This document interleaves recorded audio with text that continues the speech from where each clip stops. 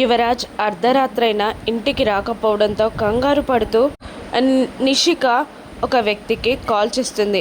Madam sir Sony వాళ్ళ ఇంటికి వెళ్ళారండి అని అటువైపు నుండి ఒక వ్యక్తి చెప్పగా, ఏంటి సోనీ వాళ్ళ ఇంటికి వెళ్ళాడా అని షాక్ అవుతుంది నిషిక. వైజయంతి, జగదాత్రి, కేదార్ కూడా ఆ మాటలన్నీ వినేస్తారు.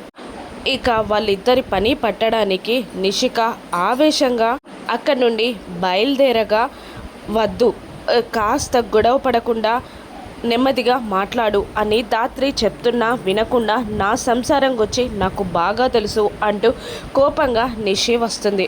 సోనీ గేట్లోకి అడుగుపెట్టి లోపలికి వెళ్ళబోతున్న నిషిని అక్కడున్న బౌన్సర్ అడ్డుకుంటుంది.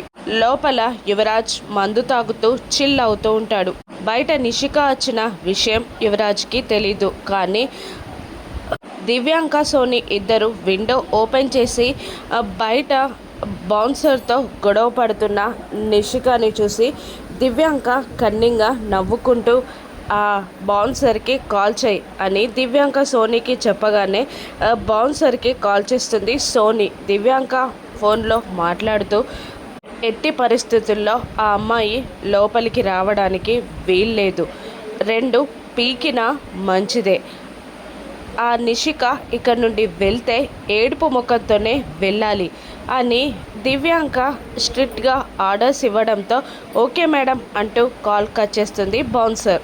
మేడం ఇక్కడ నుండి వెళ్ళండి అని తోసేస్తుంది నిషికాని బౌన్సర్. ఏంటే నన్నే తోసేస్తావా అంటూ బౌన్సర్ని కొట్టబోగా, నన్నే కొడతావా అంటూ బౌన్సర్ నిషిక 2 చెంపల్ని వాయిస్తుంది. నన్నే కొడతావా అంటూ బౌన్సర్ని తిరిగి కొడుతుంది నిషిక. దాంతో పెదవి చిట్లి రక్తం వస్తుంది బౌన్సర్కి.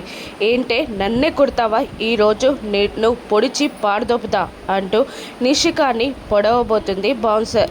అప్పుడే తన కడుపులో కత్తి దిగబోతుందని నిషిక అమ్మా అని గట్టిగా అరుస్తుంది. కానీ తన కడుపులో కత్తి దిగదు. ఆ కత్తిని జగదాత్రి తన చేతితో పట్టుకొని ఆపి బౌన్సర్ని మహంకాళి రూపంలో ఎర్రబడిన కళ్ళతో చూస్తూ ఉంటుంది జగదాత్రి. బౌన్సర్ ఆ చూపులకి భయంతో వణికిపోతూ ఉంటుంది.